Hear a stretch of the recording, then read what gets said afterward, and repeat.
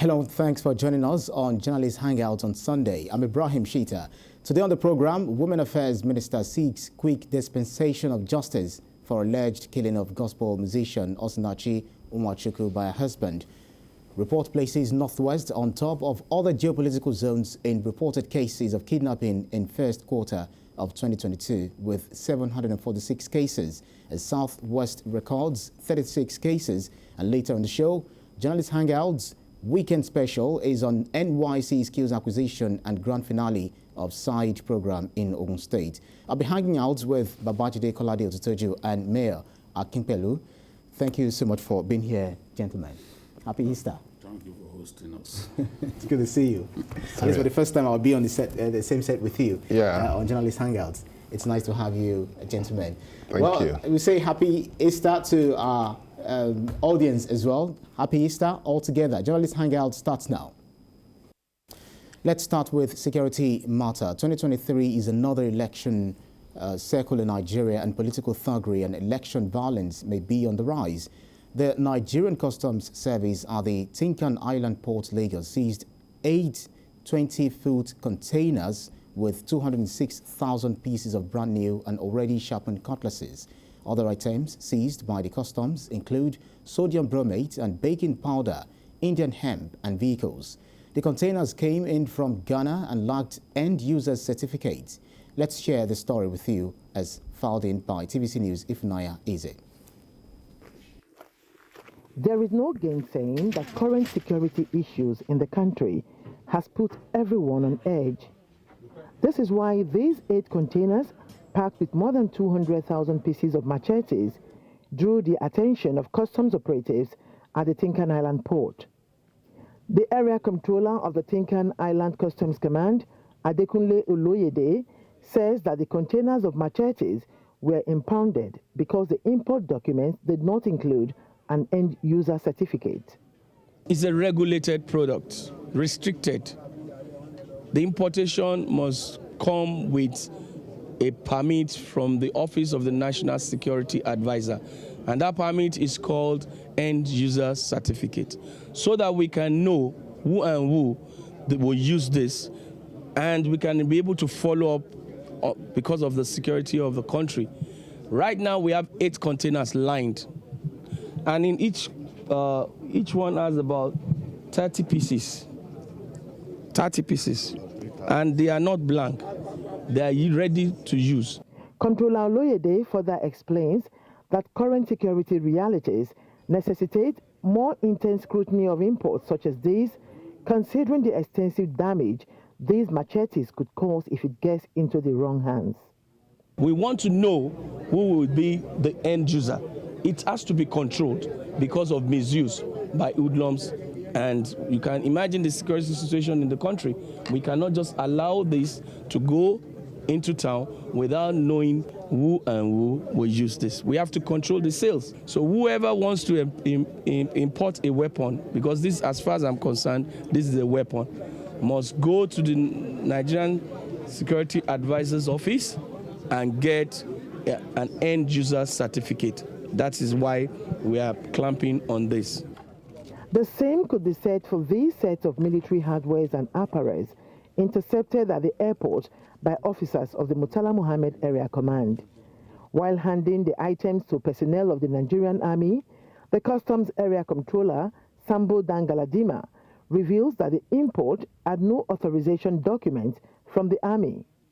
Most of them are on intelligence, and some of them, as they land in the shed, will look at it, and then my people will pick it up and then put them in one side, ask the owner to go and to come and identify. If it is Army, they will definitely send a paper before they even bring them in. But most of them, they don't do that, and that is why we keep them here. Some of them have been here for more than 3 months. The owners didn't come forward. Were they firstly declared or something? They didn't, not even declaration, because when they realize that we have gotten them, they will run away. They will not come back.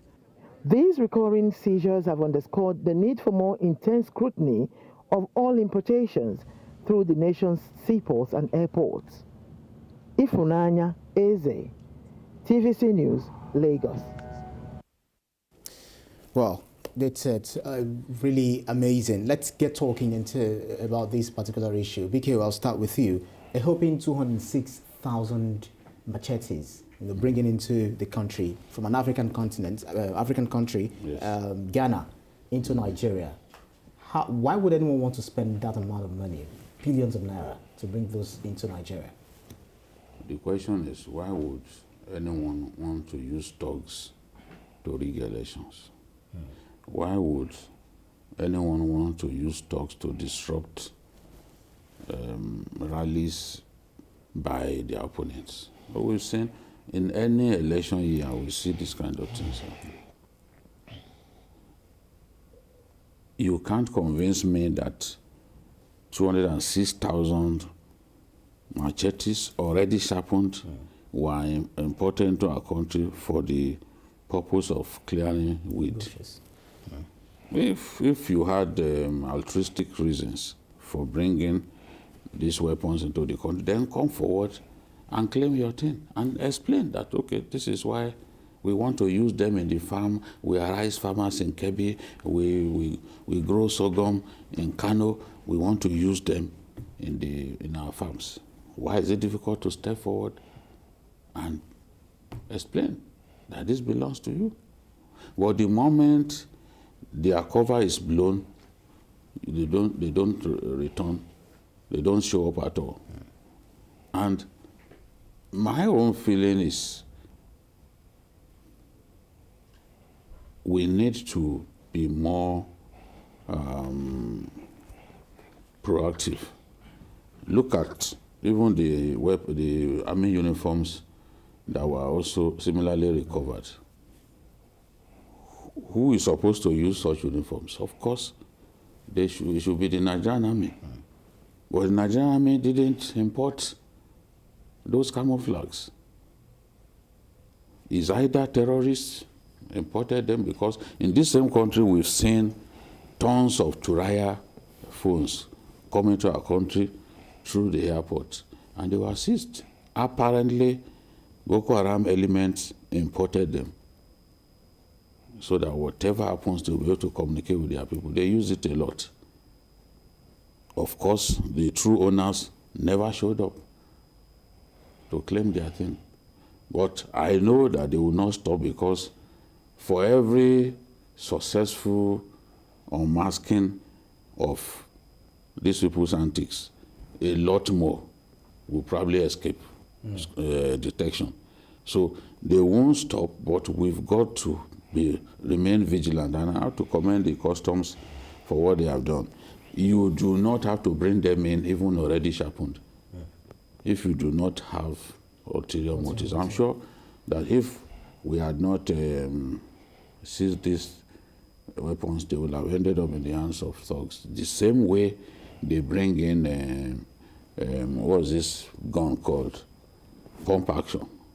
Of course, you don't use pump action for hunting.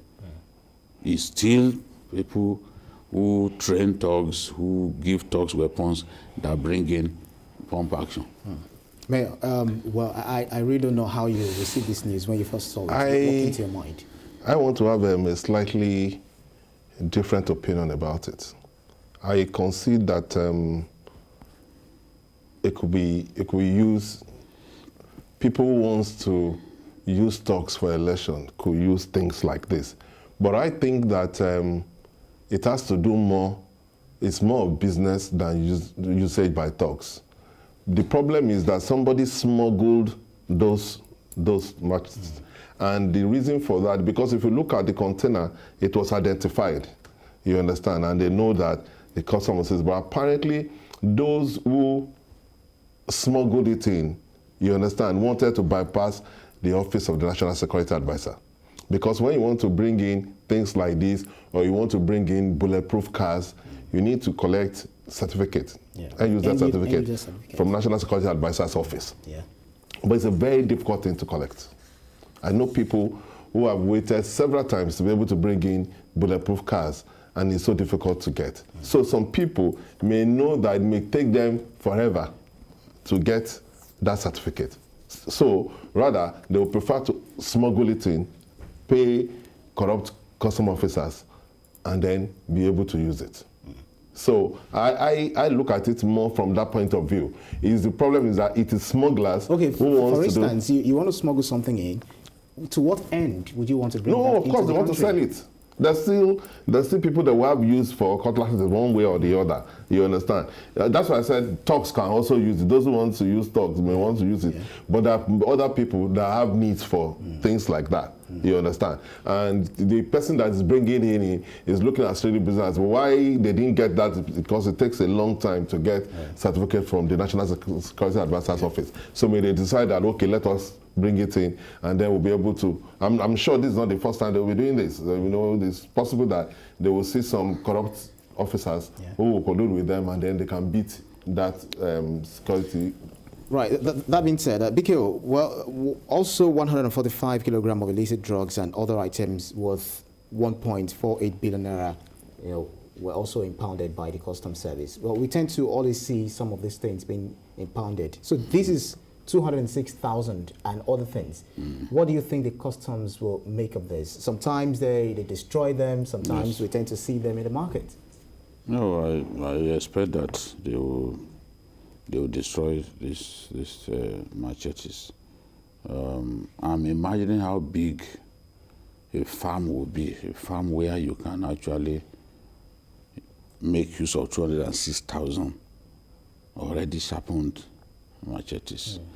So for those who also bring in pump action, who are not, they are not policemen, they bring in pump action, they bring in military uniforms. There was a time when I was editor of PM News, a 50-foot container of army uniform, boots and everything came in to Lagos.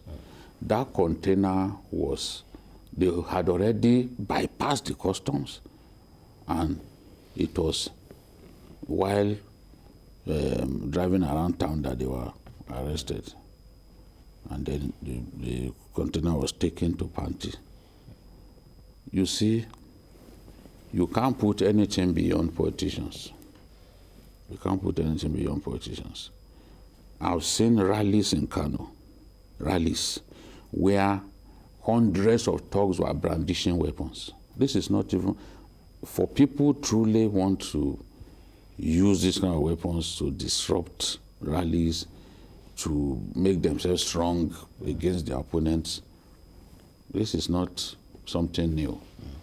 You need to, even on the day the governor of Zamfara defected to the APC, the rally, people were carrying weapons. It's not a new thing to them. It's not strange to them. They had their weapons. They were carrying weapons like this. Huge rally, you will see them, clubs, knives, all kinds of things. It's already becoming our culture to appear at big rallies. That kind of weapon, was it to intimidate people? Yeah, so that just to send a message to you, of course. to send a message to you, don't come close. Is to make themselves feel strong. It's a statement of intent that if you come close, we'll crush you. Go and watch that rally again. The picture, you will see.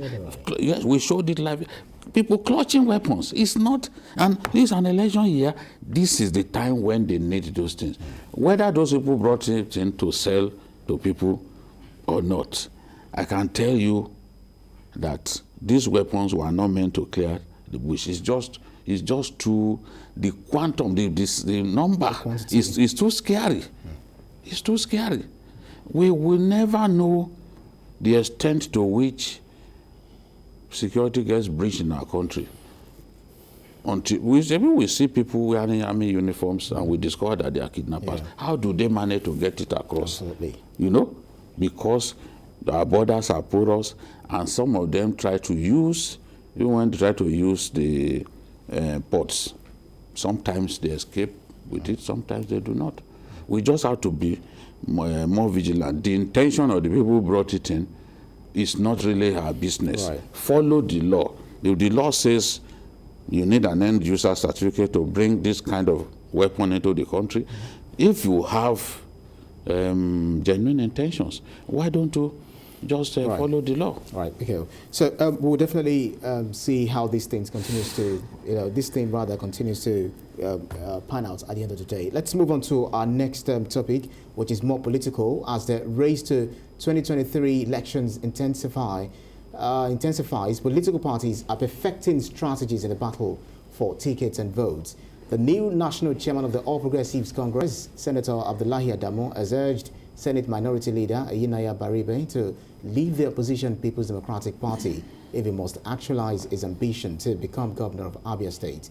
At the valedictory session organized to mark the exit of Mr. Adamu, Abubakar Kyari and the Deputy Governor of Zamfara State, Hassan Mohammed Nasiha, from the Senate, the APC National Chairman urged Baribe to join the APC and get a governorship ticket. Well, let me take this to you, Mayor. I know that Senator Baribe will be torn between leaving his party to joining the APC in order to actualize his political ambition. Looking at the zoning, I don't think so. Nigerian politicians don't have principle. What they look at is self-interest. So it's no matter of it will be turning from his party, from PDP and APC. There's no difference between PDP and APC. It's just same thing. What most politicians look at is the self-interest.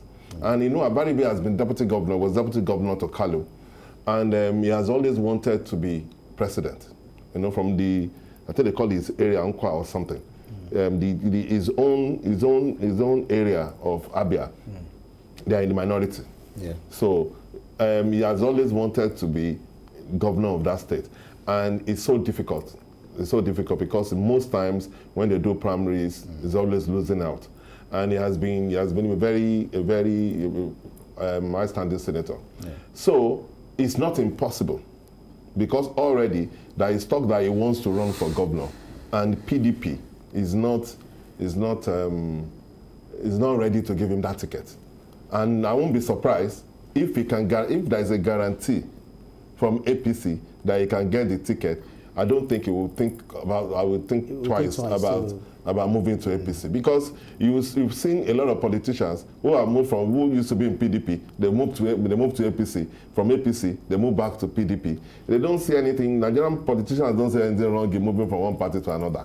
What is important to them is self-interest. All right, Bikio, so it does appear that the zoning formula might not favor Senator Ayinaya Baribe at the end of the day. Yes, the zoning formula is the problem now. It's not the only one. Even the Okorie Madu also has the same problem. Okorie Madu wants to be governor. He's eminently qualified. He's a man of high standing. But the governor wants the zoning formula, arrangement maintained. Yeah. So the governor does not want it disrupted in any way. So that is not something that sits well with Okorie Madu. He thinks that he is best placed to govern the state, to become governor of the state, and he wants to actualize his ambition. The same thing with Baribe. In that state now, is probably the most popular politician. He's very popular with the ordinary people and even the hip-hop elements, because he's consistent. He opposes the government regularly. He sees himself as the mouthpiece of the opposition, the main mouthpiece of the opposition in the Senate. So, but it is not every politician that defects up and down. There are some politicians who would rather die than defect to the APC. Because of their principle? Yes. People like Sule Lamido, he has been in the PDP from day one. He was part of the founding fathers of the PDP, who sat together with Bola Ige to write the constitution of the PDP. Before Bola Ige, Babade Banjo and others now left the PDP, to form the AD. So you cannot tell him about defecting to the APC. He would never listen to you. Baribe is also one such person. He's remained consistent. He's been in the PDP from day one. You know, even when he was persecuted by his governor and wrongly kicked out of office, he still stayed in the party. Because that would have been an ideal reason to defect to a party. When someone whom you were his deputy decides to kick you out of office. You know? So is that to say that some people... Remember I interviewed him. Remember I interviewed him sometime last year. Yeah. I brought up this matter. I said, I won't be surprised if you defect to the APC. And he said, it's not everybody that thinks of defecting. I said, well, we hear that they are talking to your governor. Your governor could leave anytime. I said, if your governor can leave, how about you? And he said he will never defect. Yeah. I want to give him that benefit of the doubt. There are people who would rather sacrifice their ambitions than do what goes against their principles. Yeah. You know? So it's not as if people don't try to woo them. Yeah. People try to woo them, but still, they choose to. I think that for the APC, with Oju's Okalu in the APC, it may be difficult even for him to contemplate going there because of the history between both men. It's the same thing, I've said it before, that someone like Kwankwaso and Shekarau will never be in the same party. It's not going to happen. The moment one person joins the party where the other person is, that person moves out. It's always been like that. Anyway, quickly, before we move to the next topic, Mayor, we'll definitely witness more defections in the coming months. Yeah, I consider that Abaribe is a principal politician. Yes, and Jide said, has already said in an interview that he would prefer to stay in PDP and not go to APC. But we have seen politicians who told us that I will never join this party. And they left and joined that party. You see, what is permanent in politics is interest. Because as at the time you were saying, I will not join APC, he has not been offered the governorship of APC. That's a different thing. That could change things. You understand? If, for example, there's a guarantee that, look, if you come to our party, we will give you the ticket. Right. That may change. So what I'm saying now is that because he said he will not join APC, it's not a guarantee that he will not join. Because what is permanent in politics is interest. It's absolute interest. When the interest changes, anything can happen. Because we've seen a lot of politicians, I don't want to start mentioning their names. Of course. A lot of them who have vowed that I will never leave this party and join this party. Who say, oh, the other party, who demonize the other party. And they are in that same party now. But there are politicians too. Yes, I who would never, and that's why I gave the example of Sule Lamido. And it's not like the only one. It's not the only one that I respect. You see, because when you see, he was supposed to defer to the APC along with those 5 governors when they walked out on Jonathan. Yes, I agree. I told my boss then, Mr. Ogunleye, I said Sule will not join the APC. I said, mark my word. I said it publicly in the newsroom. I said, Sule Lamido will not join the APC. And that's what happened. Because this is somebody that I had known closely since around 1991, 1992. You know? So if you know people closely, you can sometimes, or most times, even predict what they can do. I don't see Asiwaju, for example, going to the PDP. Same here. I don't. So it's not, even if they offer him the ticket, I don't see him going there. I don't see him. Anyway. So it's not every politician that has a price. Majority of them, you can say they have a price, but it's not every politician that has a price. Yes, that's some people with integrity. Yes, absolutely. We tend to only see all of these kind of people, you know, jumping from one place to the other when it comes to party, you know, defections. It remains to be seen what's going to happen ahead of 2023. Anyway, let's move on to what is happening in Imo State, where killings and maiming in the southeast continue unabated. In Imo State, gunmen numbering about 4 stormed Ihitte, Uboma local government area, shot dead the staff of the Independent National Electoral Commission, Okorie Anthony.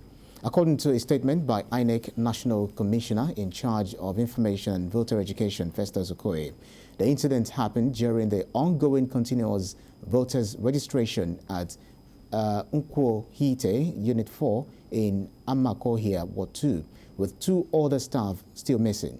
In an online video, the hoodlums said they wanted to send out a message that there will be no 2023 elections. PKO, these guys are really, really daredevil. And it makes no sense what they are doing. They can't achieve their aim by the methods that they have adopted. They just need to be told the truth. You can't defeat the state. You can't defeat the state. You will try, but you can't defeat the state. We had, even before the Anambra election, that there will be no election, there will be no election. And I kept assuring people that, look, this election will take place. Because at the end of the day, what is the point that you are making?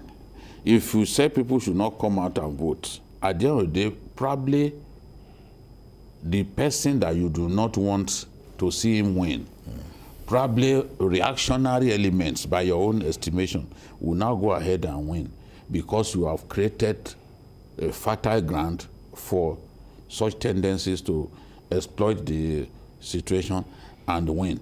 Mikio, not to contest the submission that you can't defeat the state. We saw what happened in Afghanistan, the Taliban taking over the government. These guys were supposed to be seen as quote-unquote insurgents, non-state actors, but they took over the government.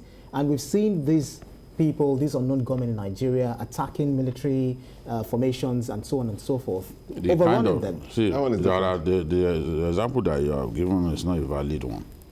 America came into Afghanistan with the intention of taking out bin Laden because they knew bin Laden was staying there in their country and killing people outside of their country. He groomed people who went to America and committed terrorist infractions. They made up their mind that they will go to that country to fish him out. Afghanistan, he fled and started hanging Even the Taliban around. were ruling at that time. I know. What they wanted was regime change. They chased them out of office. The Russians came, invaded the place, but the Russians were ultimately defeated, and they left that country with tails in between legs. Those who think that the Russians can get away with anything, they fail to remember such things. Those people do not realize that it's not in all cases that bullies win. The Chinese thought they could overrun Vietnam. They regretted it. So let's not even go into such history. America took over. They took over the reins of power. They imposed their own government. Hamid Karzai, they made him president in another person's country after chasing away the Taliban from power. The Taliban remain on the fringes, fighting in places where they are strong, like Kandahar. They continue to confront the Americans, fighting and fighting. When Trump came into office, Trump felt, look, we have to leave. We spent about 10 years or more here. What are we still doing? Let's leave. At that point, they thought that the Afghan army that they had trained, that they had equipped, would be able to stand up and fight. But the Afghan forces refused to fight. In most cases, they refused. They even left their posts. So the Taliban came back and took over the government. After the Americans left, they left on their own. They were not defeated. People who sit on social media to put spins on events, they must realize that these guys left on their own. They left on their own. After being more or less in power, occupying a country for 10 uninterrupted years, they left on their own. These small band of criminals harassing people in the southeast, killing people in this manner, they couldn't stop the election from holding in the last year. Oh, the last year election. Yeah. We were told that no election will take place. In fact, we've been hearing that there will be no election except we have referendum. They've been saying that since 2014. No election unless we have referendum. There is no provision for referendum in the Nigerian Constitution. They've been told repeatedly that you're asking for something that you will never get. So killing people in this manner will not enable them to achieve their aims. Because that election, and mark my words, election will still hold. It may not hold everywhere. After all, the by-election in Zamfara didn't hold in every part of the constituency, the House of Assembly by-election. Where it is unsafe to do election, they will not do election there. It's the same thing that we've been doing since 2015 in Borno State. Who can go today to go and do election in Guzamala local government, except he's prepared to die? But people will do election in IDP camps. So this is the thing. They can't stop the election from holding. Right. May, I'll definitely come to you. We're due for a break. We'll take a break, and then when we're back, we'll pick it from where we are going to be leaving it now. Do stay with us on Journalist Hangout on Sunday. We'll take a break. We'll be back soon. You're watching Journalist Hangout on Sunday. Thank you so much for staying with us. I've been speaking with two great gentlemen in the studio, Babajide Kolade Studio and Mayor Akinpelu. Before we went on that break, we were talking about the recent incident that happened in Imo State. But then IPOB, as denied the attack, they said they are not the one involved. Yes, I watched the video and it's very scary. Scary because now it's obvious that there are some criminal elements in the East who have their own different agenda from IPOB, you know. So don't let us even try to look at them as IPOB members, you know, because IPOB are, yes, initially they may be part of IPOB, but they've gone rogue, and what they are doing is unacceptable. For you to go to a center and kill an INEC official is very scary. But they won't win. They're just wasting their time. And it's these same people that are causing problems to the proper agitation in the Southeast. Because if you want justice and you keep you say there won't be an election, you understand? You want to deny the state. You're trying to bring the state down in that your geographical area. You are killing your own people. You're killing your own people. How do you now justify the injustice that want you to ask for your own state? It doesn't make sense what those criminals are doing, but they don't know that they are trying to mess up the agitations that people have done over time. But like they said, they cannot win. Yes, they can scare people, they can kill people, but they will not win because the state is stronger and has more will than what they are doing. I think one thing they fail to understand is that even if you want to fight a war, you don't invite people to come and fight you in your father's house, because you lost. Yeah, they are destroying their own home. The people who should support you, the people that you want them to believe that you are fighting for them, yeah, they are the ones that you are killing.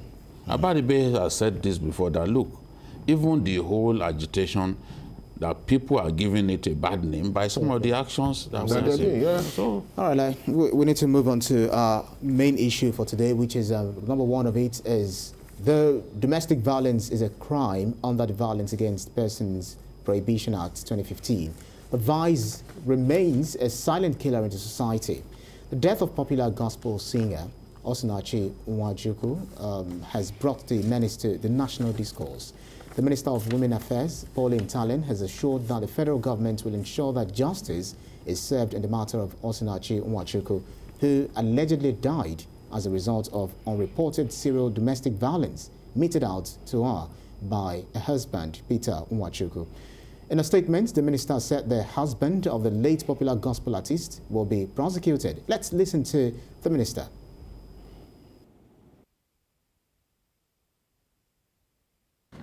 We are still mourning our sister Osinachi, the lady with the golden voice, who has suffered so much pain, humiliation, beating, and remained until death. We don't hope to see any of such occurrences. Women must speak out, women must come out. It seems that devil, I won't even call him a man, I won't call him a husband. He's an animal. That's the right word to describe him. Because by the time I interacted with the children and they open up to tell me how he treats them and their mother, And he put pressure on them not to ever open up and tell anybody. Until I used my psychology, I asked everybody to go out, except me and my permanent secretary. And I assured them. In fact, I did not talk to the 4 of them at the same time. I asked all of them, the nanny, to take them into the room, and I started with the firstborn. I held him and asked him, "Do you love your mom?" He said, "Yes." "Your mom is a good Christian, a singer." "Yes." "Did she teach you how to tell lies?" He said, "No." "Okay. Where is she?" He said, "Their father said that she's no more, she's dead." "Okay. She is dead, but I want to tell you that the dead cease. Your mom is not an angel, she's watching us. And she won't be happy with you if you tell lies." That was how I broke through. And with that words, the boy sat up. He said he would say the truth. And he opened up. When he finished, we took him to the other side of the room and asked the second child. And it was the same. Up to the last, who is 7 years old, the only girl in the home. I'm not advocating or encouraging divorce, but you have to be alive to take care of your children. You have to be alive. Now she's gone. And the children, whoever, even her twin sister, can never play that role the mother plays. She's a twin. But nobody can step into the shoe of a mother. A mother is a mother. And I want to assure you that I'm following this case. I've reported yesterday again in Federal Executive Council. Mr. President is with us on this case, and we will follow it to the latter. I've talked to the at the highest level. The Inspector General is committed. The CIB, the officers in charge, they have vowed to meet that they will stand on the path of truth and to ensure that justice is done. And what I'm emphasizing here is justice delayed is justice denied. We want prompt justice. Right, that's quite. You've heard it there. The minister, weighing in on this matter, speaking passionately about it. Let me start with you, Mayor Kipelu. You begin to ask yourself, what manner of a man would do that to? The situation is very, very sad. Very, very sad because, and it has to do. Part of the major problem has to do with religion. You see, religion don't make people reason rationally when it comes to matter. This is a lady that was in church. She met the man in church. They were members of the same church in Dunamis. You understand? The woman has suffered a series of abuse. And she has refused to even tell the pastor of the church. Because I watched the video of the pastor, and the pastor explained that it was after this story broke that he discussed with the twin sister, members of the choir, and all that. And all of them said, oh, at every point in time, this woman used to beg that they should not let the pastor know that they are praying and hoping that God will change the man. But people don't change. And that's the mistake that people make. Because when you believe in church, you are apparently, maybe because they met in the church, the woman seems to have this godlike respect for the husband. Because I cannot understand when a man will abuse you like the kind of stories we are hearing, you understand? Even don't even allow you. Somebody even told me that there was a time the woman wanted to change clothes and the man refused because the man is the manager and collects all the money and all that. And I wonder why will a man have a lot of hold on a woman like this? I think part of the problem will have to do with the fact that people in a relationship, in an abuse relationship, for example, they have 4 kids together. Imagine the kind of copulation they will have had to have 4 kids together. And the problem with women in abusive marriage is that because these men will apologize and then sleep with them, you understand, they take that sex as expression of love. They will believe that, oh, it's not as if this man doesn't love me. It's just that he cannot help himself. And the man will keep doing the same thing because the man will abuse you and will come back and beg. They will sleep together again. And the woman will keep believing that, oh, this copulation is an expression of love, which is not. Because it's so sad that the woman is gone. But one of the things I want to stress is that I agree that the series of abuse could have led to what she suffered. But there is a fact, there is a known fact now that she was ill also.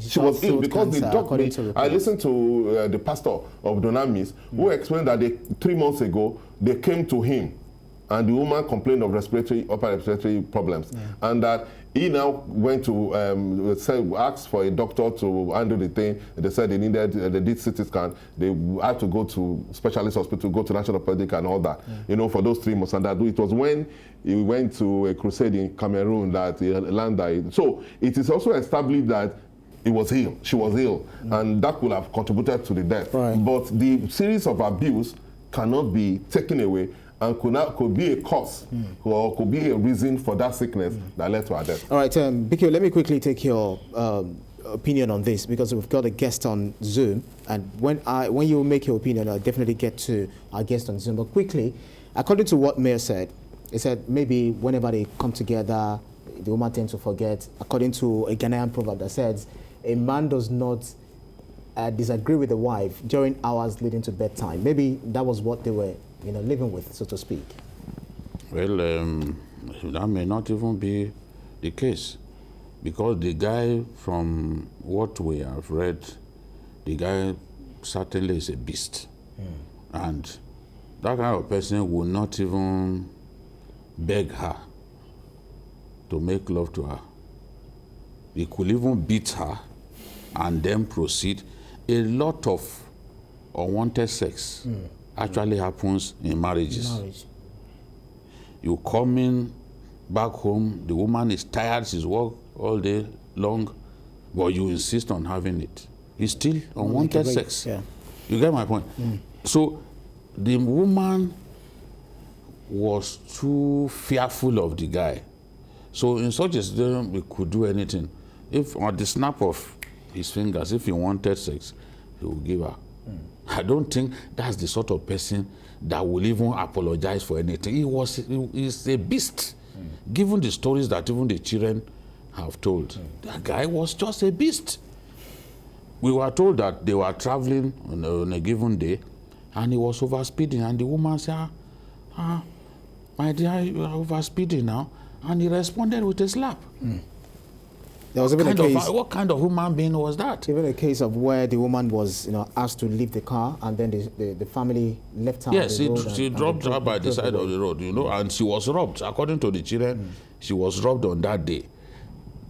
It was said to have kicked her in the chest, and that led to the death. We are waiting for the autopsy. The police, the National Hospital, they are saying, we can't tell people about the autopsy now. It's the police that requested for it. They are the ones that will give it to. The autopsy would help us have an idea of what really happened. But for me, I don't think any rational human being deserves to remain in an abusive marriage.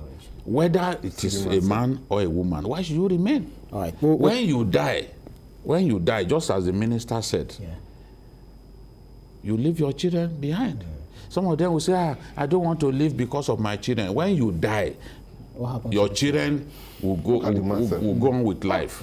You know, it even looks like a beast. So it's a case of being rational in your decisions and being emotional. Yes, just do the right thing. Just do the right thing. Let's go to our guest. Let's go to our guest on Zoom. Joining us via Zoom to shed more light on this issue is the Executive Director, Projector Alert, Josephine Chukwuma. Thank you so much for joining us on Journalist Hangouts on Sunday. What do you make of this whole story? You know, it has not gone without criticisms from people having different opinions about this incident. You know, this is a woman that a lot of Christians, even Muslims, love whenever they hear a song. Thank you very much, ma'am. It's my pleasure to be on Journalist Hangout this afternoon. Honestly, for some of us, I personally am just so numb. I'm so numb for so many reasons, because I've been an activist and I've been an advocate for zero tolerance for violence against women, all forms, especially domestic violence, for over 25 years now. What happened to Osinachi seems to be shocking to some of us anymore. We just tired. It seems like there's a conspiracy of silence all over. You know, when it now happens, everybody's, And then within a week or 2 weeks, we move on and then wait for the next Osinachi to happen. There are so many Osinachis. She's not the first, she's not the second, and the way things are going, she will not be the last, unfortunately. And that's because there's a conspiracy of silence all over, be it from the church to the family, even the individual herself, to society. It's all about wanting to be the religious, the pious woman, the ideal woman, that society wants women to be perfect creatures. When your marriage fails, it's you. You didn't work hard. You didn't work hard to save your marriage. If the marriage is good, then it's the man who made it work, maybe. But when it fails, it is all on the woman. We all have contributed to this, to all the Osinachis, and also maybe the Peters, because also some men too now are getting hit by it. So we all are collectively responsible because of the conspiracy of silence. Honestly, it's difficult for me personally to believe that from the church to the society to our, the friends at least have come out to say that they knew. But honestly, I can't really take the statement from the church that they knew nothing. It's all about not see no evil, say no evil. This woman was not a hidden woman. She was not. She was a lead singer or whatever in the church. She was not a hidden person at all. Is it that her mood was not seen? Is it that at some point she was not caught off guard and she was looking sad? Is it that there were not some injuries on her that the people could not have questioned and said, how did you get this injury? Or things like that. Because listening to the mother, listening to the sisters, listening to some of the friends that have all said something now, and I'm like, come on, it was all out there. It was all out there. What happened? Why did everybody? Yes, she failed herself, but this thing about beaten into submission. I don't know if anyone have read, there's a way that Osinachi she was terrified of that man. And that people did not see that. People close to her. It just beats my imagination, honestly. Right, let me quickly ask you about this. Sometimes when you go to your spiritual leader in church and in mosque, they say divorce should not be an option. Just like Bikil also said a little earlier, that talking about leaving your children. What happens when you die? You leave your children eventually. So when should you begin to think about taking an option of divorce, regardless of what people would say? My brothers, it's so sad that now religion has now been used to enslave people. My understanding of religion, my Christian faith, is that religion is supposed to liberate the human person, liberate you. The Bible is very clear on all these issues, but people choose to manipulate and misinterpret the religious books, be the Quran or the Bible, to suit their selfish ends. Between the sanctity of life and the sanctity of marriage, please, you don't need a soothsayer to tell you that you must be alive to be a wife or a husband. A dead woman or a dead man is a corpse. He's a corpse. You can't choose marriage over life. You choose life over marriage. Be you a bishop, be you a pope, you choose life first over marriage. So religion is always manipulated and misinterpreted. Even in the Catholic Church now, they've realized the it's clear, and it's that look, you can have a separation. Yes. And come on, human beings, men and women, please, you need to be alive. Okay, like Jide said, you say you are staying because of the children. You say you are staying because you want to be a pious woman. You want to be holier than thou, or whatever. Okay, what has happened now? What is the fate of those 4 children now? Can anyone just tell me the fate of those 4 children now? No mother, father, facing everything. If everything goes the way it should go, is facing a jail term. So what home have you protected? What children have you saved? They say divorce, the children of divorced parents are bad children. It's the greatest lie. It's the greatest lie on earth. I've seen children brought up with two parents, different in a very dysfunctional home, a home that they fight from morning till night and abuse themselves. Is that the home we call marriage? That children will grow up. Look at those children. Look at that 12-year-old boy saying that his father taught him to beat a woman. That told them that to beat a woman is okay. That is a time bomb. That is a boy who will now go and marry somebody else's daughter and say that my papa beats my mama. My mama no die, or maybe she died. That was our business. Me said I'm going to beat you because that is the right thing to do. Is that the marriage? Is that the so-called marriage you are talking about? Honestly, divorce is much better than that. I'm a Christian, but I'll say that. Between the sanctity of life and marriage. So are you going against I don't know how to put it, maybe it's a marital mantra or a kind of vow that for better or worse, does that exist? My brother, for better, for worse, define the worse. Please, we need, God has given us all, permit me to use the word common sense. God has given us all common sense. It's unfortunately that some people have decided to outsource their brains. I'm sorry, I have to say it the way it is. It's unfortunate that some people have decided to outsource their brains and refuse to think. I took that vow, for better, for worse, in sickness and in health, till death do us part. Death not at the hands of my husband, not for me to kill him, not for him to kill me. We need to be quite clear. Let people stop twisting and manipulating things. The Bible even says it. Man, love your wife as Christ loved the church. When Christ loved the church, you did not go pouring acid on, even when people committed sin. You know? Why do we do this? Why human beings have even animals don't treat, fellow animals the way human beings treat fellow human beings. Look at what that guy has done to that lady. Her mother, 4 children, she could not even go for Omugu or whatever. Her own child. At the end of the day, I think, I don't know where you stand. I think the decision is still for the woman to take or for the man to take. Because I agree. Yeah. If she, you see, people always say, it matters between husband and wife. Let's be careful the way we get involved. When you side with one of them today, the next day you see them, they are together, you look like a fool.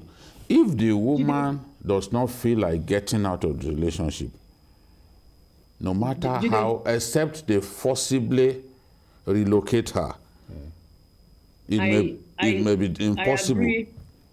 I agree with you that, and it's a frustration we activists, advocates have on the field, because you can only help someone who wants to be helped. There's this saying that you cannot swallow Panadol on another person's headache. But my brother, at the same time, when you see clearly that life, yes, Osinachi, wherever she may, God rest her soul, but you need to go much further, deeper than, blaming the victim. Yes, there are a lot of things. She should, if she had really wanted to, we agree. But at the same time, we should also not overlook the fact that, number one, we are in a patriarchal society. We are in an over-religious society. That religion has been manipulated and misinterpreted. We cannot also forget the field, the area she was located in. And all of that. We are all products of our various socialization. Some of us have just been able, somehow by the grace of God, to surmount, some of those societal pressures. But so many people are not able to. Not everyone will be Josephine. Not everybody will be Babajide, and all of that. So we also need to pay, some attention to that. Yes, at the end of the day, it depends on the victim, on the person wearing the shoe, to say, help me, help. She went home for 1 year. Or so, I read somewhere. Then the man came and pleaded you know.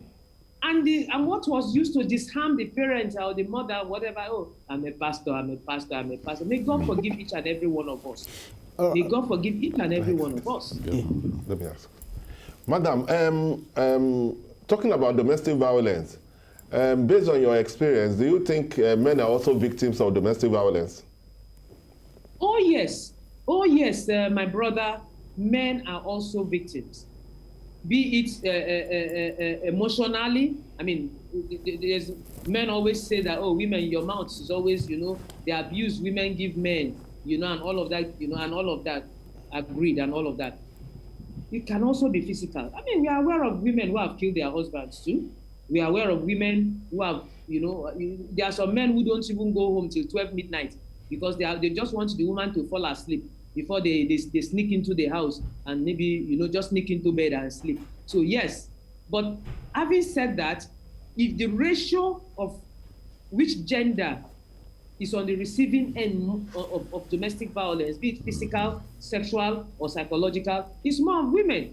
Just like Jide said, you know, when we were talking about somebody, I heard one of the guests or so, one of the persons there say that, okay, men make up and say, okay, let's have sex, and women think that sex ends the problem and all of that.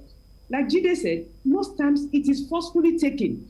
Some women in domestic violence situation experience all three, from the verbal to the physical to the sexual. First abuses the hell out of you, beats you up, and forcefully have sex with you. There are children born in marriage who are products of marital rape. The first quarrelsome or quarreling sex resulted in a pregnancy that a child was given birth to. We've heard that. We've seen that. Right. So we would like you to advise, you know, young ladies, spinsters, so to speak, who are looking forward to getting married, and what signs should they look out for, you know, during courtship? Because there is a pastor who said that if your fiance slaps you or probably beats you one way, just know that he's going to be a very difficult person to get married to. So what are the signs would you advise young ladies, even men, to look out for before getting into marriage? I was just about saying that as a mother, and also, I mean, first and foremost, as a mother, and then an advocate and an activist, what I'll tell young people, men and women, especially women, if you understand the fact that this issue of domestic violence tilts more towards women, but not ruling out, even if it is 5% or 10% of men, we can't also rule that out. I tell young people, please, love with your heart, but think with your head. Love is not blind, please. Love has never been blind. We just decide to be blind. The signs are always there. What are some of the signs? Controlling behavior from the very beginning. Possessive, you say it's because he loves me. Come on, there's a difference between love and obsession. If you love something, you don't destroy it. You let it be. You let it flourish. But when in a relationship or in courtship, someone is telling you things like, you're always around your friends. Your sisters are always coming around. Your mother is always calling. Why are you? He's trying to isolate you from people and box you into a corner. He wants to take total possession of you. You know? Also the same side with a man. You know, a man, yes, when you want to marry, of course, you need to make some conscious decision. Okay, I'm getting married now. Okay, if I used to go out every night or every week, okay, I need to reduce as a woman also. Okay, I mean, you don't even need a soothsayer to tell you. The freedom I had when I was a spinster visiting, by the time you marry and the responsibilities start coming, you don't even need a soothsayer to tell you. You will know that, what energy do you even have? By the time you are taking care of the children, your work, and all of that. But you see some of those signs from the relationship. Controlling behavior, possessive behavior. Where are you coming from this time? Why are you? You should stop this work now that you're always coming back at night. Yeah, and you know, so those are, and then I don't even want to go to the physical. Right. And then during the relationship, he starts abusing you even verbally. Or if he slaps you, then you still go on, then that means you want a national award for slap. So my advice is, young people, please love with your heart. Love is a beautiful thing. But honestly, don't tell me love is blind. Love is not blind. Love with your heart, but think with your head. Absolutely. Right, Biko, gentlemen, you guys are listening with rapt attention, but I think the advice is for me. You guys are already married. Oh, you mean you're not married? You mean you're not married? Yes, my boy. You mean you're not married? I take the advice. Makes sense. So we say thank you to Executive Director of Project Alert, Josephine Chukwuma. Thank you very kindly for that beautiful insight and beautiful piece of advice. There are so many people around here who benefit from what Josephine has said today. We just don't like the truth. Absolutely. Now, I even see what has happened with the Dunamis Church as negligence. For somebody that important to the church, they deserve to know a lot more about her than the fact that she has singing talent. Yeah.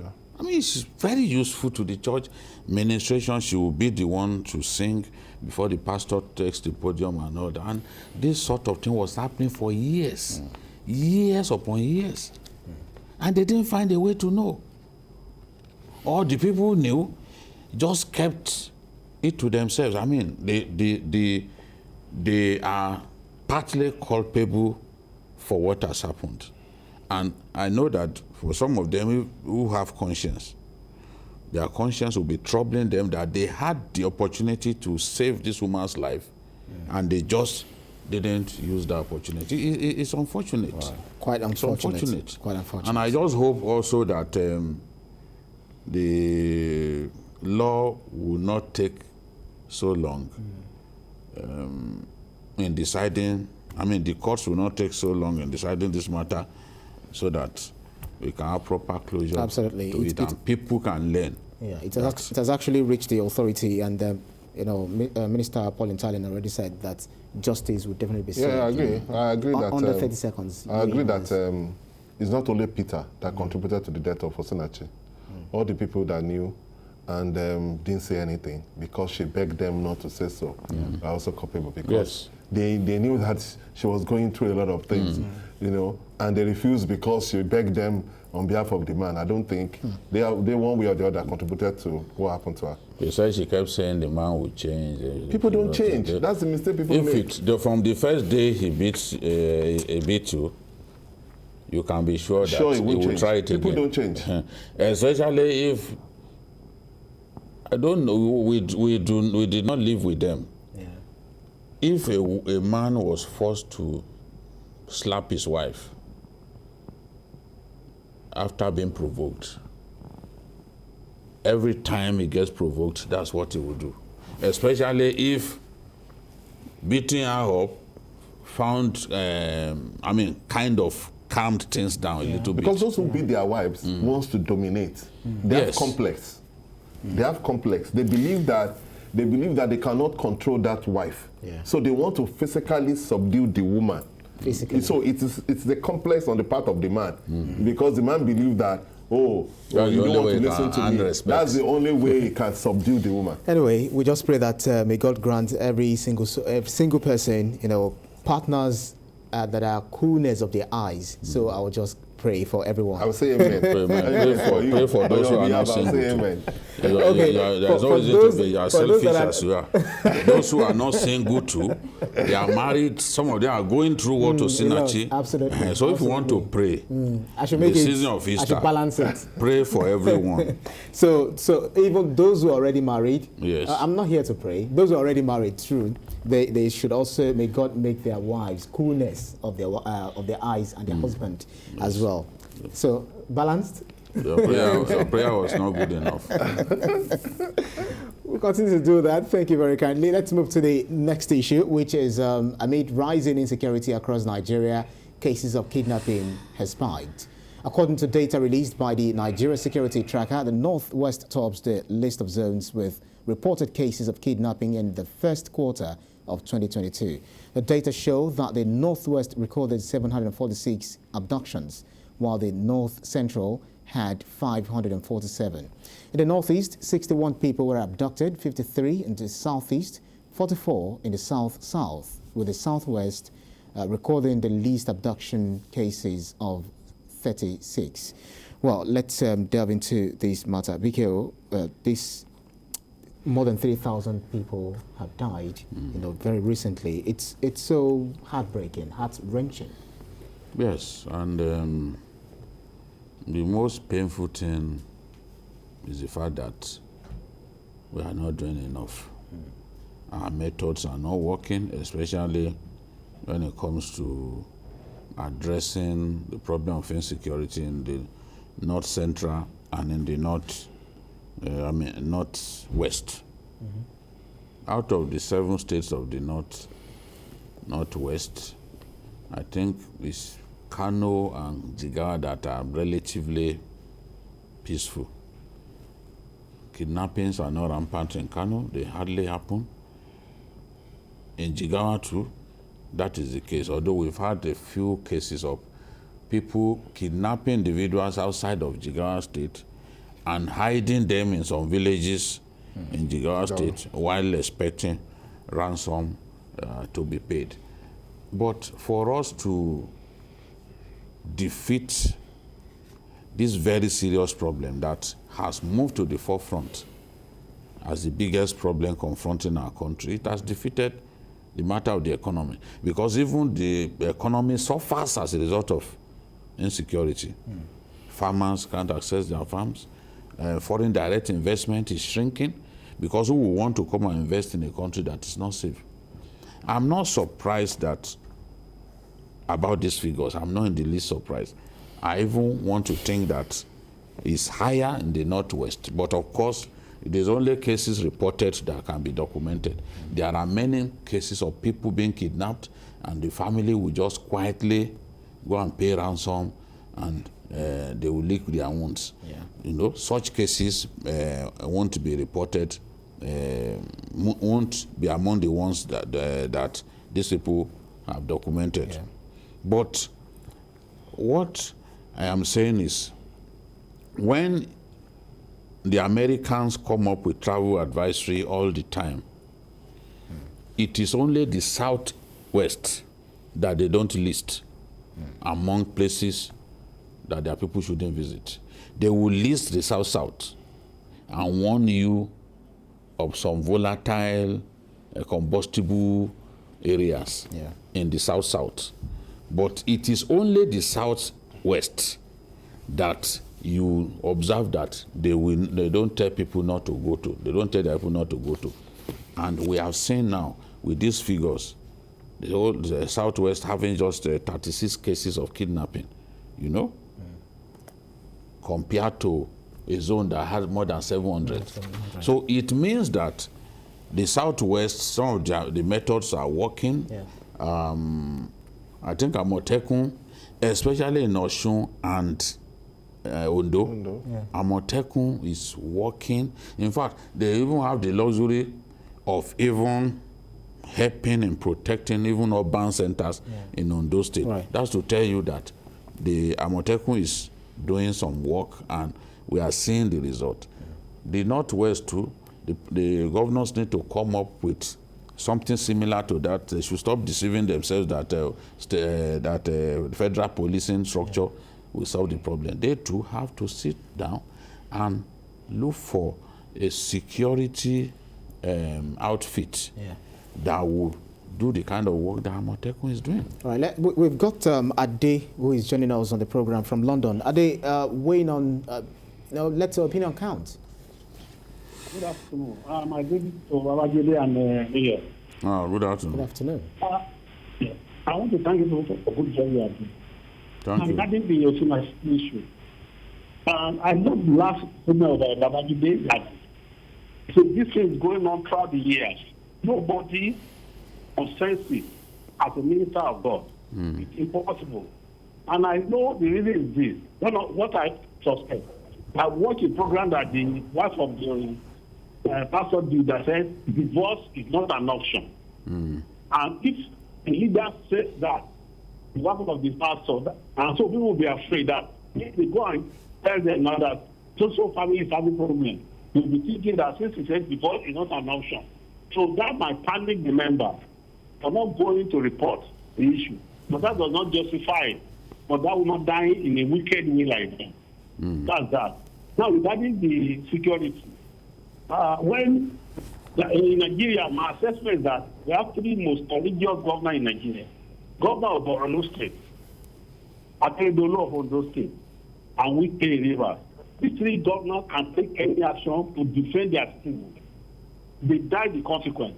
My governor was on 4th term when he started Amoteco, those things. He doesn't care. He just wants to save the people. And it's working now. People are attacking from every corner. Go to Ondo State now, like you rightly said, it's better than before. Look at the way they keep people in the Plateau State, in Zamfara. All these places, they slaughter people like animals. And nobody's talking. If one person is stabbed in UK, the Prime Minister will talk, the MP will talk, the Councillor will talk, will be in the news everywhere. Just one person. Stabbed. But in Nigeria, is no longer new. Can't go for journalist handout. You don't even know anything at all. So God will bless you for this good job you are doing. Thank you. Thank you very kindly. Thank you very much, Ade, joining us from London.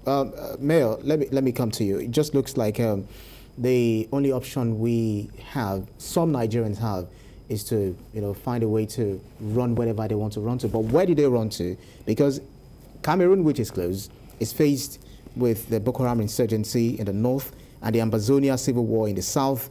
Niger and Chad are both suffering from insurgency by jihadist movements and warlordism, while Benin Republic has just become a target of jihadist attack. Yeah, I don't think running away is an option. We have to stay in this country and solve the problem together. The problem has to do with government. I believe that the numbers that have been mentioned are quite more than that, because a lot of people are kidnapped and they don't get reported. So it's a major problem now in our country, especially in the northwest, because bandits and remnants of Boko Haram have taken to kidnapping as a major business. And because it is very profitable, sometimes you can kidnap a well-to-do person and get 50 million. 100. Or even get 100 million. When you do any business, when you do one business, that you can get 100 million at a go, it will encourage you to do that kind of business because it's very profitable. Out of that 100 million, they will buy more ammunitions. They will be able to get money to do a lot of other things. So that is what is fueling it. It's becoming very profitable, and more and more people are getting to it, especially people who were terrorists, but now they are into full-scale kidnapping. But I think that the government have to live up to its responsibilities. I know that the government is trying its best, but I think that every state governor should not get frustrated to the point that they'll be asking for mercenaries. Instead, they should reenact what has happened in the southwest. Because Amoteco has been able to show that though it may not be perfect, but it is complementary to the security architecture within that sub-region, and to some extent is working. So if other governors in other regions can come together, put resources together, and have a security outfit that will complement the police, it will go a long way, because every crime is local. And when you create this security outfit, it is people by those from that community. And they will know their community very well. They will have intelligence, because what we need most is intelligence gathering. And these people, because they live within that community, they are better placed to be able to provide us intelligence gathering that is needed. So I want other governors to emulate what has happened in the Southwest. Even in Southwest, Amoteco is not in every state. I think we should have it in every state, so that there will be a synergy between Amoteco in each state, so that they can be more effective. Because yes, there is kidnappings in the Southwest too, especially towards some part of Ondo, Ehitte. And now, recently, we've had it on Lagos-Ibadan Expressway, though it's a one-off thing. But it is important for each sub-region to have security outfits that will complement the police and be able to bring down this security thing. Because it is just crime. Absolutely. It is crime. People who are into kidnappings, most of them bandits and remnants of Boko Haram, are doing it because it's very, very profitable. All right, we've got Kesandu joining us from Imo. Kesandu. Happy Sunday, BKO and gentlemen. Happy Easter to everybody. Thank you, sir. We wish you the same. I want to say, I am calling you from Uboma. See, this whole insecurity thing is becoming a total embarrassment to the country. I am serious about it. Everybody heard the news that happened in my local government, nearby community to mine, when gunmen attacked INEC officials. And you tell me every day that government is doing their best. I beg to differ, sir. They have actually failed us. This is only the first and major responsibility they have, to protect our lives and our properties. The major thing. And millions and billions of naira are being doled out every month in the name of security votes for this. I want to ask a question. Because of we've given them baptismal name as bandits, terrorists, we are not calling them bandits as if they are just bad people. Where do they go when they do these attacks? We saw them on our railway in Kaduna the last time. Where did they enter? Did they disappear? When they attacked our railway, did they actually disappear? Is anybody in this country not telling us the truth about the state of things in this country? Does the life of a common Nigerian does not matter to our leaders again? Let me tell you, we have acquired this Tokano, we have acquired that, we've acquired this. Aren't we going to use this for once? Where are these people camping in Nigeria? Did that actually vanish into thin air? What is wrong? Nigerians are dying on a daily basis. Right. I'm telling you, leadership has actually failed us. I want to tell you, if the government wants to stop this thing, they can. I am telling you. Yeah, Kisando, thank you. No Thank you very kindly. Your point is made. BKO, the questions he posed are not supposed to be rhetorical. Yes. They're supposed to be answered. So why is it that we've got Super Tucano jets, we've got different ammunitions, we've got different weapons? What strategy do we need to deploy these things to use? Everyone keeps talking about the Super Tucano jet as if once we acquired it, all the problems will be over. And I've said it before that the Super Tucanos are not the silver bullets that will end all matters of relating to insecurity in our country. I am not sure that we are using the Super Tucano in the Northwest. I'm not sure. I'm not sure. Because the Americans made it clear that we should only use it in the Northeast.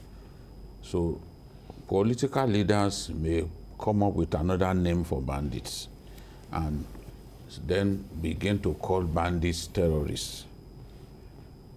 What we don't know is whether the Americans will agree to that by legal fiat and without looking at the modus operandi of those criminals, simply brand them terrorists so that we can use Tucanos on them.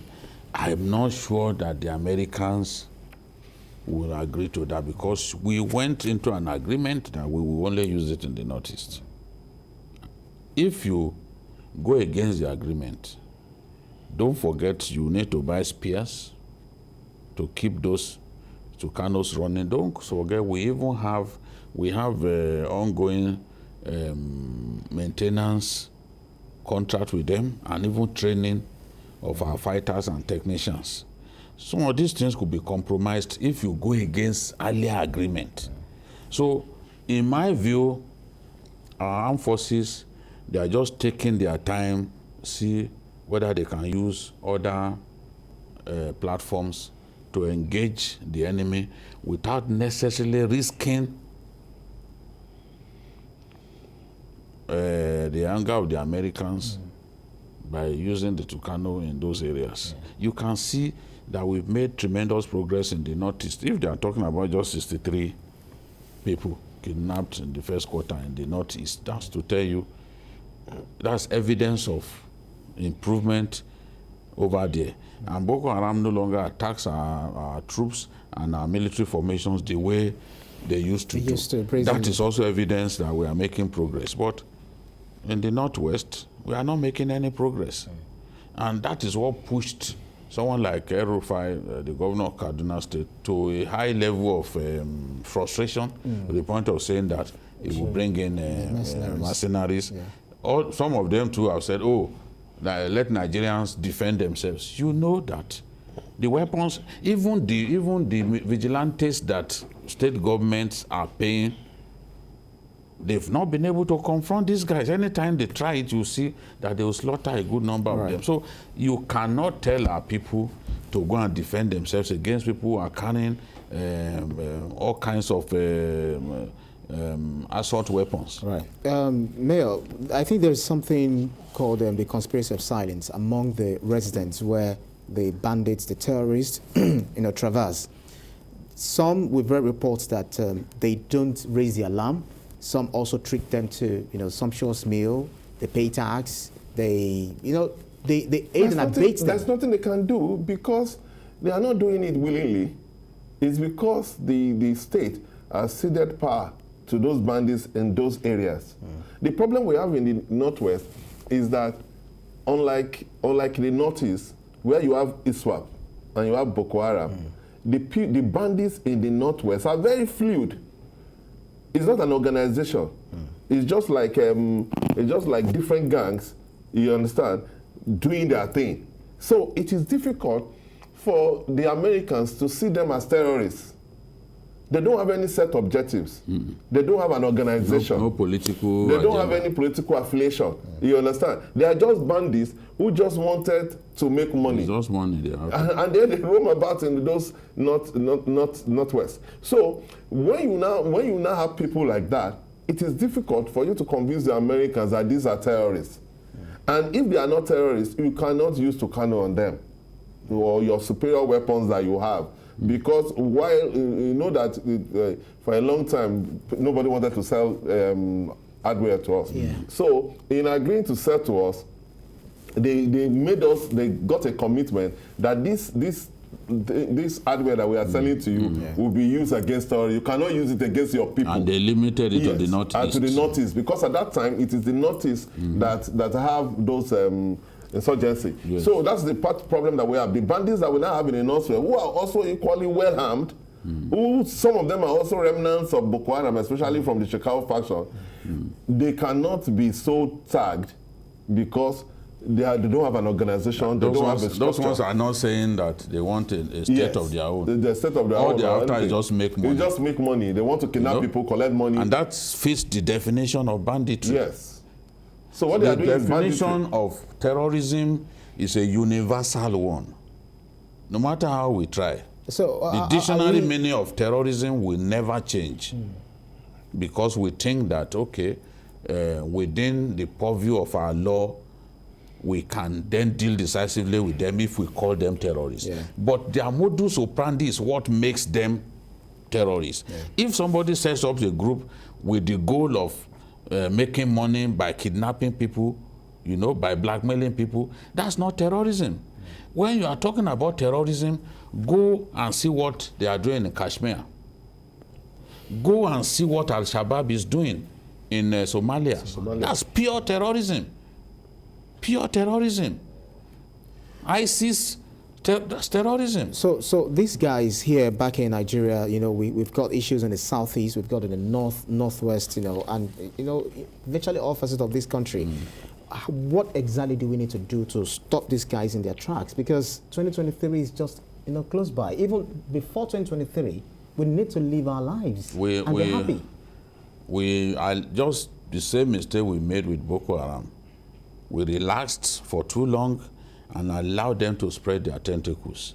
At the time when Shekau and his people were camping in the Sambisa, we allowed them to build trenches in the Sambisa, build underground tunnels in the Sambisa, and were there for years. We didn't go there to chase them away. We allowed them to fester. We allowed them to become so strong. It's the same thing that we have done with the bandits. If we had been attacking them the way we are going after them now, maybe they wouldn't have had that foothold that they now have. Look at, they were not many before. They were just in Zamfara. They were not many. When you talk about Buhari Daji and a few of them, there were not many in the past. But today there are so many.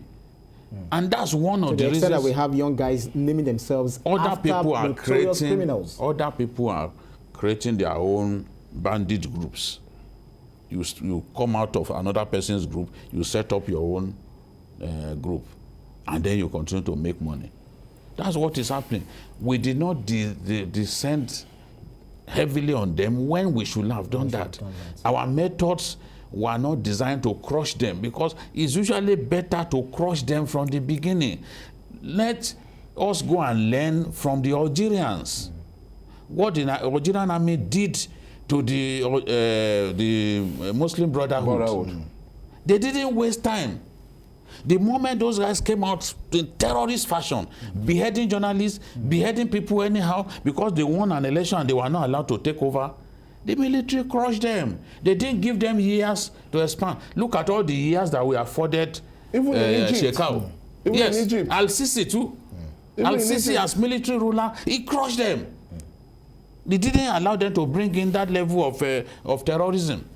You know, so once you waste time, now these guys, I can tell you, a new government will struggle against these guys because they've been able to buy so many weapons that even our army does not have. Some of the weapons that they use are grade A weapons that they bought in the black market. From Libya? Yes. So some of them we do not have. These are NATO weapons that the NATO left behind when they were after chasing, after killing, what's his name? Gaddafi. After the death of Gaddafi, NATO left because some of those rebels were fighting on the side of NATO. They armed them with weapons. Now they left the country. Libya has now been carved into fiefdoms.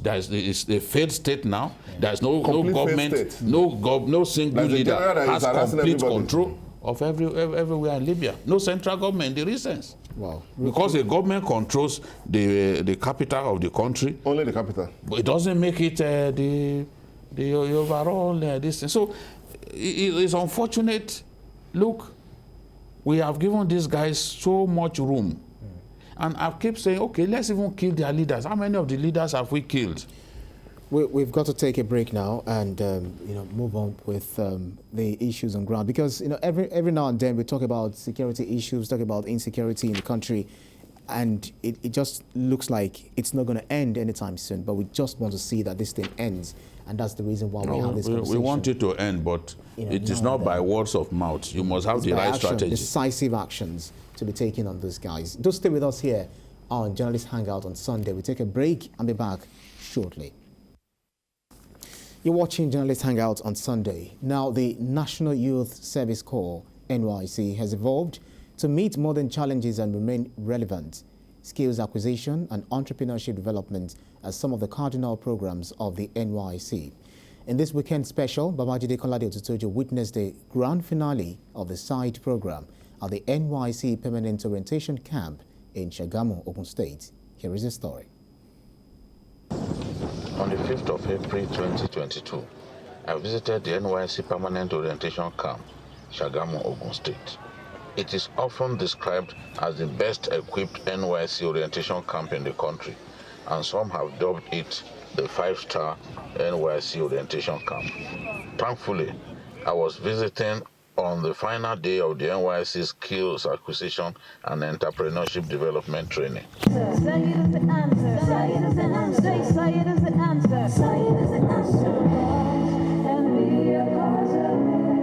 The stadium was packed by corps members who had come to witness the showcase of various crafts made by various groups of corps members after 10 days of in-camp training. The corps members had acquired various skills, including event decoration, interior decoration, branding, automobile diagnostic services, block molding, welding, metal fabrication and aluminum works, shoemaking, agro-allied services like beekeeping and fishery management, hairdressing, among others. One after another, the various groups filed out to be assessed by the management of the NYSC in Ogun State, led by the state coordinator, Dr. Belinda Faneye. The teams explained to the assessors the essence of their craft and how it will benefit them by way of self-sustenance after the service year. The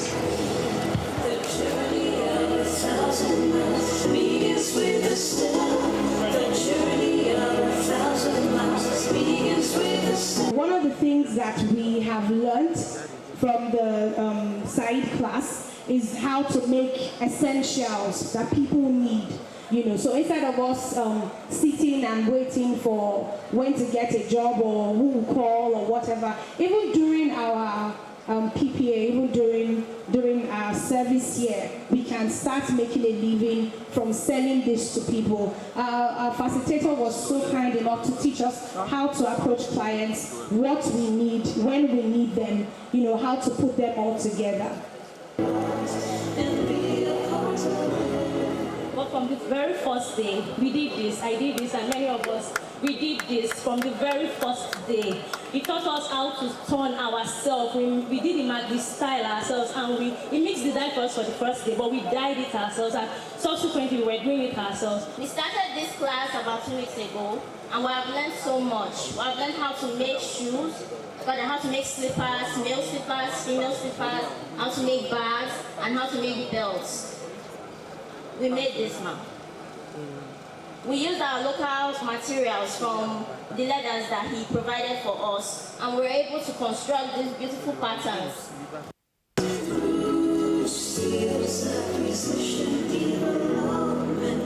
Washing bleaching tank to take care of your clothes at home, and we have the body scrub, so body wash to also take care of your body, so to give you that glow.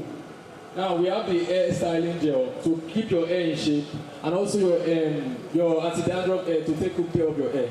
The air conditioner for washing your hair to give it that nice radiant look, and also the liquid fresh. The 3D floor tiles group excited everyone by making their presentation in form of a drama sketch. Sorry, please, I need where I can get tiles, please. Madam, good day. You're looking for tiles, right? Yes, I just built a new house now and I need quality tiles. Tiles is okay, tiles is perfect. Yes. But let me introduce you to a new technology. Come, take a look at this. This is 3D epoxy floor. This is a new technology floor used in the interior industry. Okay, wait. You said this one is 3D? Yes. This one that looks like artwork. This is not artwork. This is just a sample of what will be in the floor of your house. Now imagine you having this on the floor of your living room, in your bedroom, in your bedroom, every part of your house. Okay, wait. I should have this on the floor. Yes. See, let me tell you, I have like 4 children, 4 boys, and you want me to put this on the floor. Is it not slippery? This is not slippery. Come touch it. This, even tiles is more slippery than this. Take a look at it. And let me remind you, it might look glassy or you might think it will scratch. No, after installation, we'll help you with an anti-scratch on it so it will not scratch. You get it at the perfect way. Oh, really? Yes. See, I don't like all this shark, what am I saying? Is it fish, dolphin? I'm coming. Can I have something else aside this image? It is fire resistant, and it can last as long as 20 years. Oh, that's nice. This is a 3D epoxy class, and we're able to produce this in less than 10 days. And we're able to make this nice design. Thank you for this class. Thank you so much. Thank you, Said. SAED. I moved to the Said Pavilion, where I engaged the core members directly on their works.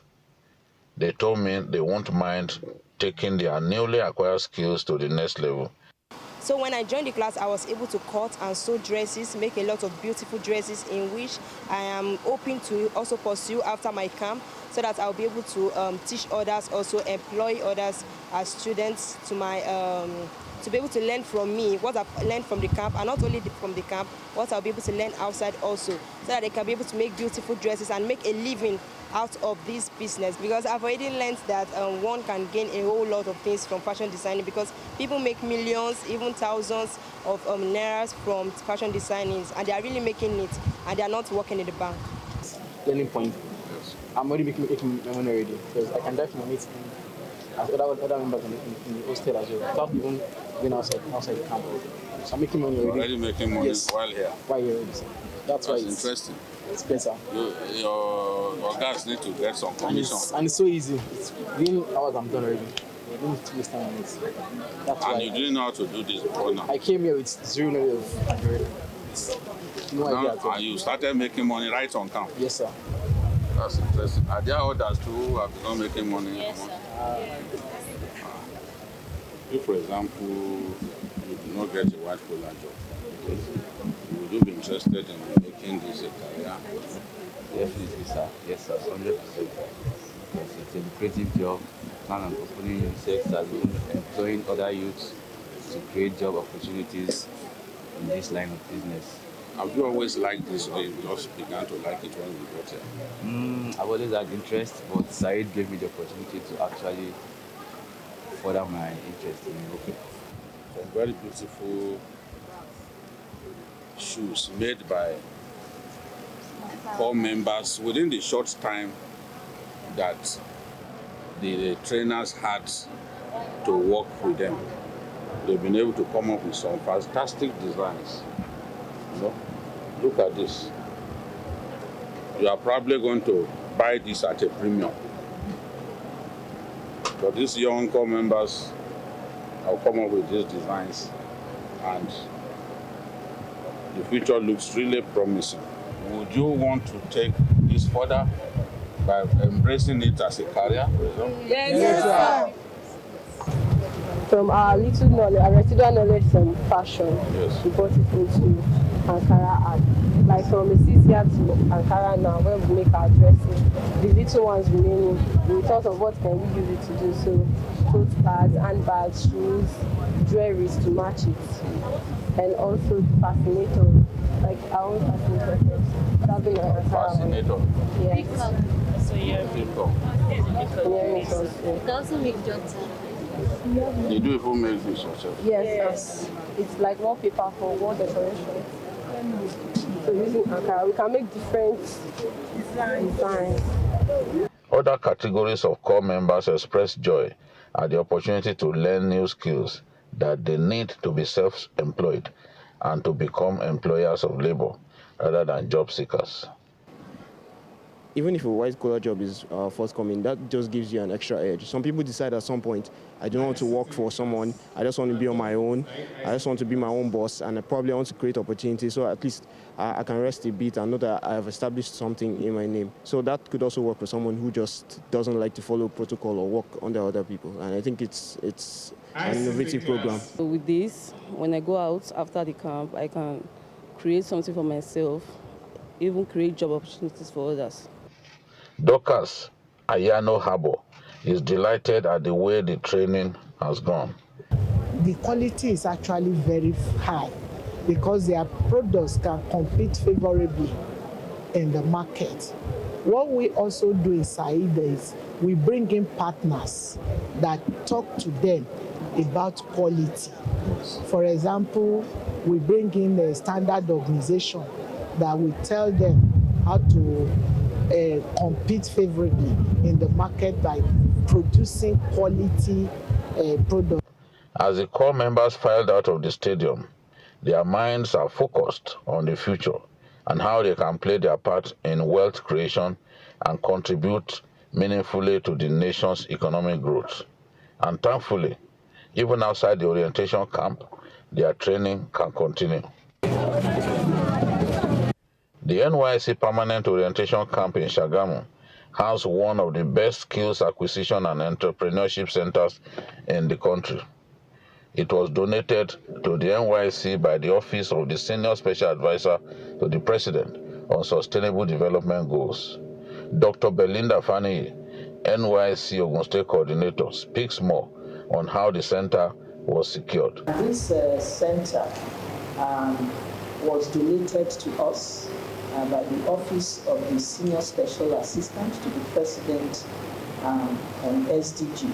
And when she went round and she saw what was in place in the camp, and she asked me what I would want her to do for us, I brought her to this SAT, and I told her that I would want a skill acquisition and entrepreneurship development center where the corps members, while they are in camp, they can learn from the skills. And when they are outside camp, there's an arrangement that we are making where they can bring them to camp, because we have accommodation here. For the corps members, they do not need to pay. They have their trainers, they have their facilitators.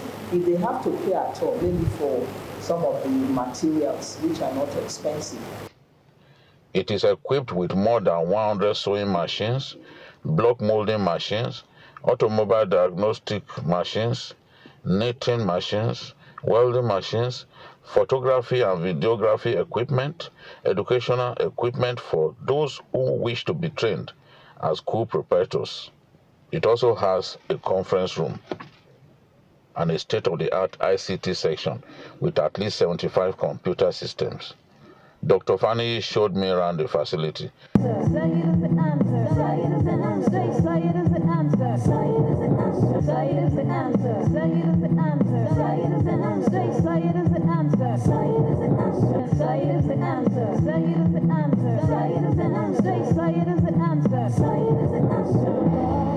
Here at the Sagamo NYSC camp, there is a functional NYSC farm as well as a facility for fishery management.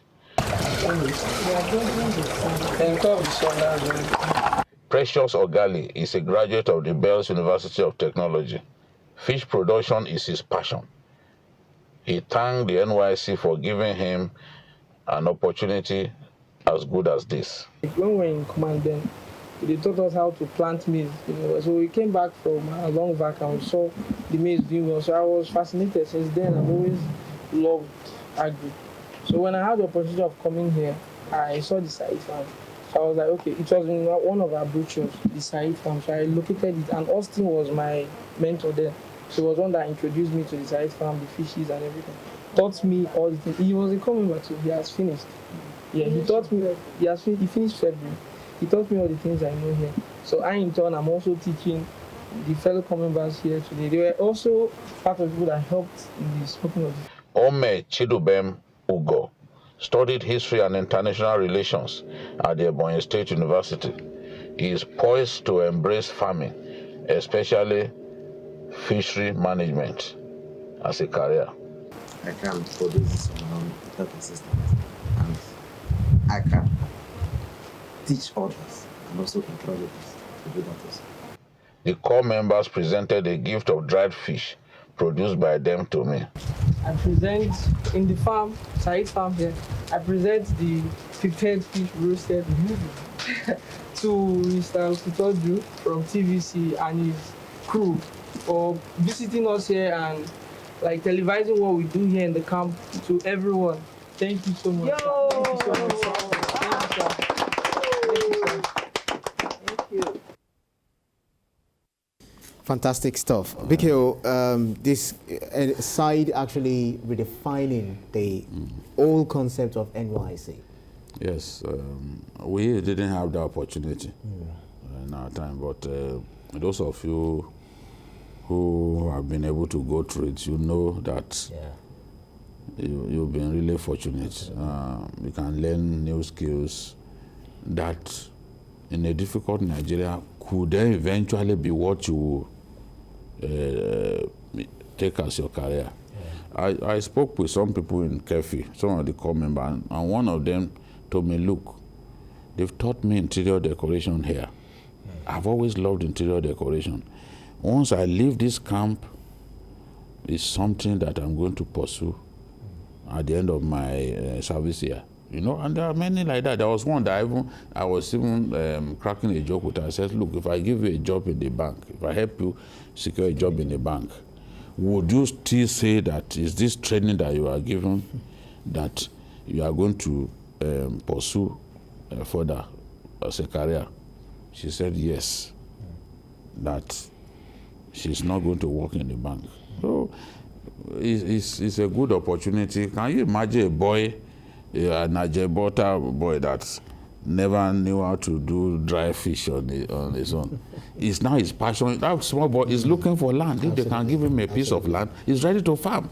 He suddenly become passionate about farming. I was really amazed. And what he did was actually what we call value addition, because not just rearing fish, not just fish farming, but also adding value to it by making them smoked fish and yes. Very dry and very fine. No, we finished eating this. It is an irony that those who went to university have to now rely on those who didn't go to university for additional skills.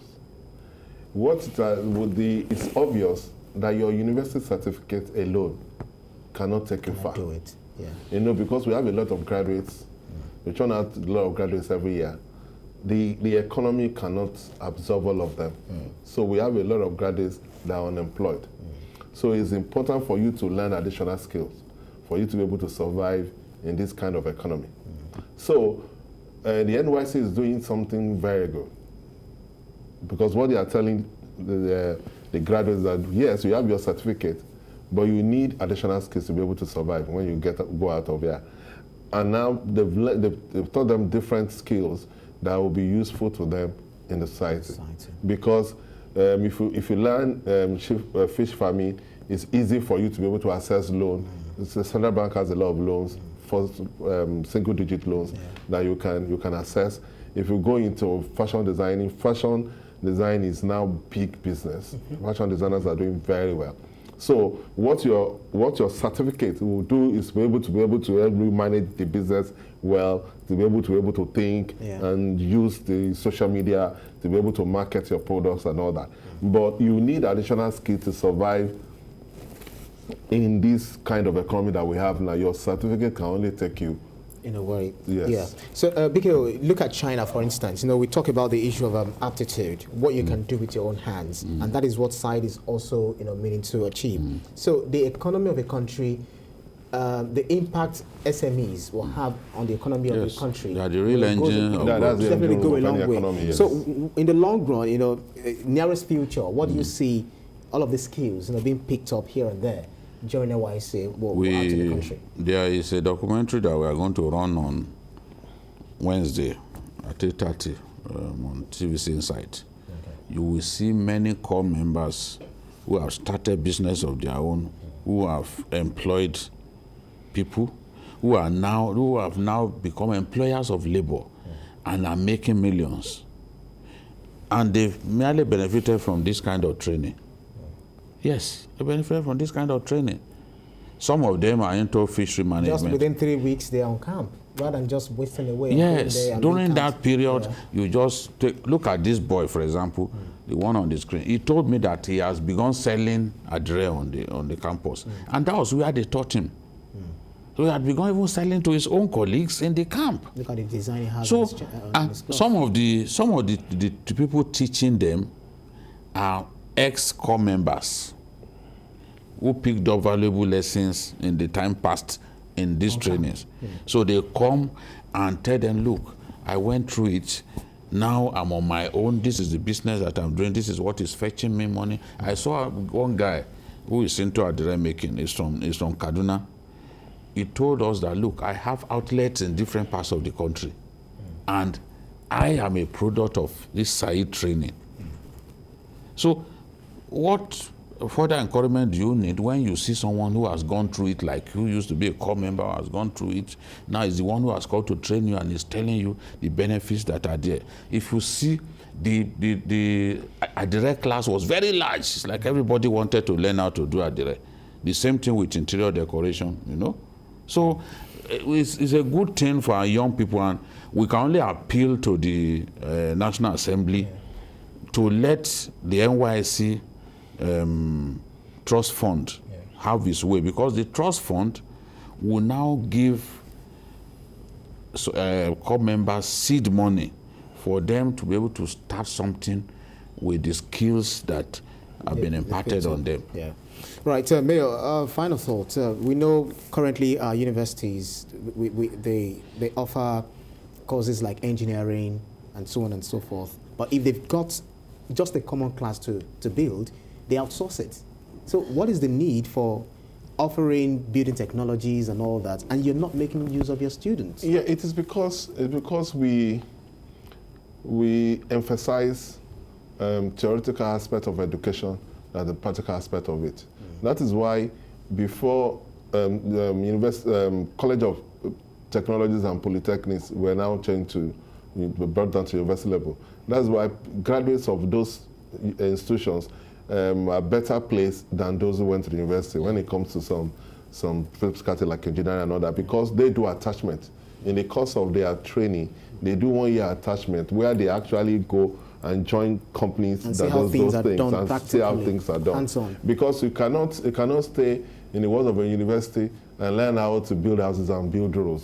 Everything will be theory. So by the time you get to the field, you still have to now learn things. That is why when you go to a construction site, for example, the people who do the core things there are not even graduates. They are people, they are artisans who have learned those things over time, and then they understand it. You understand? Because it's not something that you can just come from the classroom and do. And that's what is playing out on, in this side that we're looking at. Yes. So that is why this is very good. What we need to do is to improve on what is being achieved right now. You understand? In fact, if it is possible, it should be part of the curriculum of this NYSC camp. It should be compulsory. It should not be optional for people to just say, okay, I'm interested in learning this. They should mandate it they should make it mandatory for every core member. Yeah, I think it's actually mandatory, because when I was on camp, it was very, very important that you belong to one side. You have to belong to it was actually part of the so that, criteria. And then, like you said, for us to be able to take it a step further, there must be seed money for those people. Because if you learn something within a camp, for example, and you are not in a position to execute those things, you understand, it's like you are not being trained at all. But if you have seed money, for example, if you learn sheep farming and you fish farming, and you have a seed money to be able to start a little, you can now get a loan from the bank or something to be able to build that business. All right, that's our show. Journalists Hang Out on Sunday. It's been a very insightful one. We can continue talking about all of these issues, right from insecurity to domestic violence to the side NYC that we just talked about. Thank you very kindly, gentlemen. Babaji Tokola for your keenness of insight always. Thank you for having us. All right. And Mayor Akinpelu, thank you so much. Thank you. It's nice meeting hanging you. out with you. Happy start to our viewers. God bless you. May you continue to reap bountifully from the blessings that come with this season. Amen. All right, that's all on Journalists Hangout on Sunday. Join us tomorrow for the regular episode of the program at 5 p.m. You can watch the repeat broadcast of this episode tonight at 11:30. We're on YouTube at youtube.com/TVC News Nigeria. I'm Ibrahim Shita. Bye for now and God bless.